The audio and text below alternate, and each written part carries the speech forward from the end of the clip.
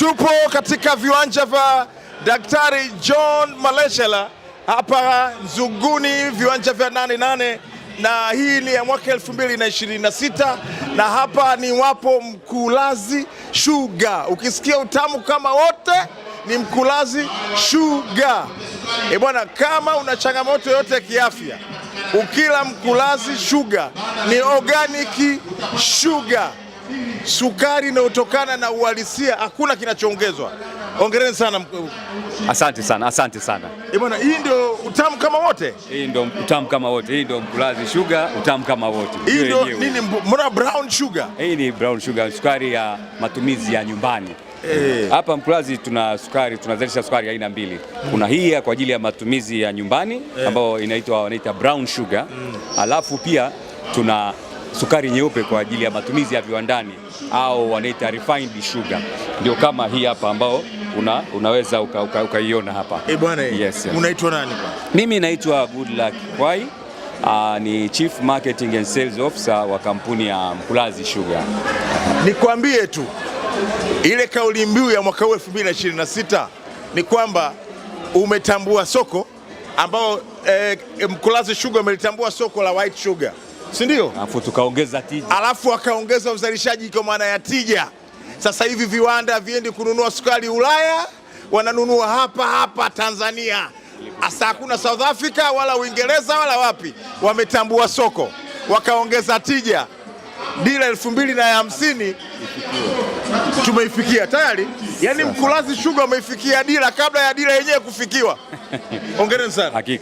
Hakika.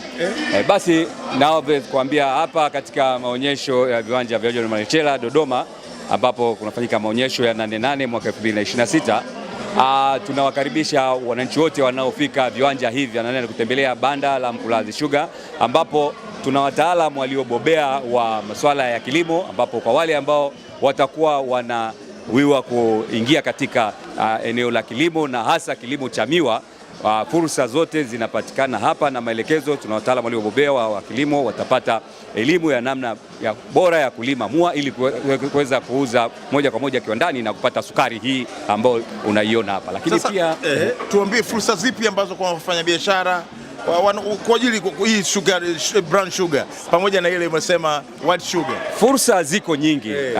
Tunaanza mua, ili upate sukari unaanza kwenye mua. Kwa hiyo fursa ya kwanza ni ukulima au kilimo cha mua, ambapo tunawakaribisha zaidi wananchi wote ambao wanaweza kuingia katika kilimo cha mua kuweza kuja kujifunza na kuanza kupata elimu ya kuweza kuwekeza kwenye kilimo cha mua, ambapo soko liko la moja kwa moja katika kiwanda cha Mkulazi. Lakini pia baada ya kupata sukari, fursa ipo ya kuwa na mawakala au namna ya kupata kuweza kununua sukari na kuweza kuuza moja kwa moja. Lakini kuna fursa nyingine, tunazalisha pia molasses, ambapo molasses hii inatumika kwa matumizi mbalimbali, aidha ya mifugo kama chakula, kusaidia kwenye chakula cha mifugo, lakini pia kwa wazalishaji wa spirit ya lile ethanol pia wako wanapewa fursa hiyo kuja, inapatikana hiyo molasses hapa katika kiwanda cha Mkulazi.